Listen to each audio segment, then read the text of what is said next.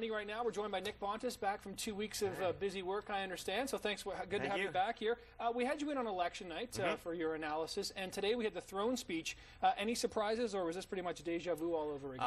Yawn. A little bit of boring, Nick. You know, a couple things that we expected, a couple things new. I mean, we did expect the talk about health care. We talked about jobs, and they're, increasing the contributions to the provinces by 6% for health care. All good news. Let's talk about some of the new things that I thought were kind of interesting. This whole, what do they call it, digital economy strategy. That sounds kind of cool. Don't really know what it is exactly yet. They're trying to help businesses kind of get into the digital age. They're trying to retrain maybe senior workers who have to migrate away from industrial era jobs to knowledge era jobs. I don't know exactly what it's going to mean for the average person like you and me, but we're going to have to wait and see. The second thing that I'd like to talk about a little bit is free trade. Talking about opening up free trade with the EU in a couple of years, and then with India a few more years after that. Now, this is something we've got to keep very, very close tabs on, because if you recall way back with NAFTA, there was a lot of fear that all the cheap labor in Mexico was going to cause problems with some of our cheap manufactured goods, and it did, because a lot of those manufacturing plants went down to Mexico.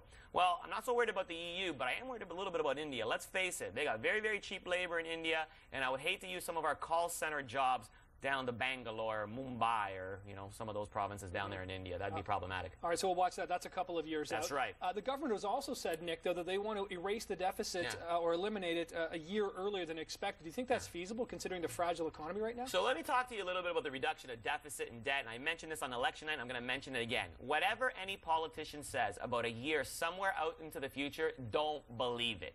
4 or 5 years ago, politicians said that the deficit and the debt was going to be reduced by the year 2011. But the problem is, we never go back and check. So you know what you should do? Take out your BlackBerry, go into your calendar, type in January 1, 2014 to remind yourself to see if the deficit is going to be cleaned out by that day. And you know what my bet's going to be, Nick? It ain't. Not going to be happening, Okay. No. Let's talk about a little more influence on our economy. The U.S., the giant below us, 54,000 new workers hired last month, lowest job numbers in the last 8 months. Are you worried about that, and what do you think we're going to expect when our job numbers come in next week? So I think we're going to be also a little bit soft. I'm very nervous about the U.S. recovery. It keeps on sputtering. This is what's been happening the last few months. We get a month of good data, then like 2 or 3 months of bad data. A month of good data, 2 or 3 months of bad data.